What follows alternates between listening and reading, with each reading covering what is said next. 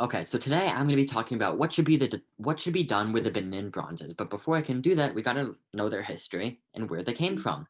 And I'm going to tell it roughly in chronological order, starting from the beginning. The Berlin Conference. This is where a bunch of white Europeans came to talk about who gets what part of Africa. And this is pretty terrible because you're essentially describing the fate of a bunch of Africans without them even being there because there were no African leaders involved in this meeting.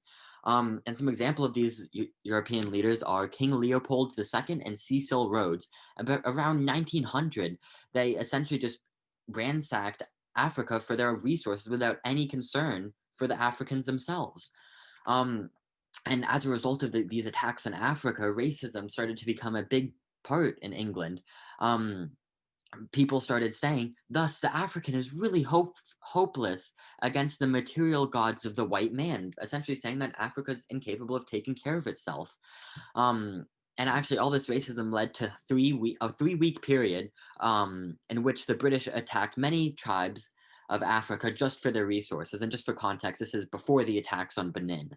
Um, and then after that, again, more racism. This is a soap advertisement and it actually says the white man's burden. This is referring to like the cleansing of Africa, getting rid of their culture and enforcing the white culture, which is terrible. Um, and some common opinions were actually when Joseph Stalin said, Joseph Chamberlain said, I regard many of our colonies as undeveloped estates and estates which can never be developed without imperial assistance. Um, and actually, what Britain did is they supposedly, allegedly sent a peaceful expedition to Benin, when a primary source actually says it was to kill the Benin king. But nevertheless, they claimed it was peaceful, and Benin actually killed everyone involved in that expedition. Now, British got really mad and completely destroyed Benin. A primary source actually says Juju house is blown down, walls plus houses knocked down, Queen Mother's house to be burnt, just showing the pure anger. And while they were doing this, they actually discovered something called the Benin Bronzes.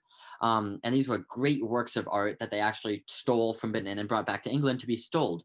And once they realized how valuable they were, they tried to take credit for them. Henry Forbes, February 1898, said, the probability is that art may have been brought to the West Coast hinterland by some European trader.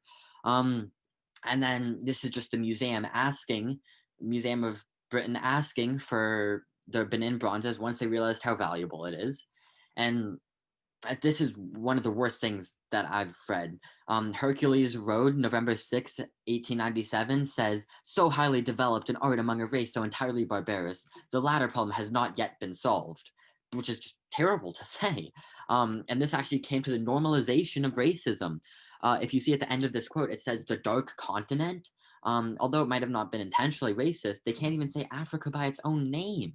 Um, Finally, Mary Kingsley actually gave credit to Benin and said, people of Benin have been great workers in brass. And this led to the start for the fight for justice. Felix Lushman said, you cannot regard and treat, and then they used the word for Africans, as savages. Now, although there might not have been some nice language in them, still on the right track, getting there. And now this brings me to the question, what should be done with the Benin bronzes? Well, I think they should be returned. That's definitely the right thing to do because they were stolen from their own town. And we know that when you steal something, the right thing to do is return it. However, I do not expect this to happen because people will argue that, oh, conquering is just a part of human culture and that's expected. Um, but yes, I do think they should be returned. Thanks.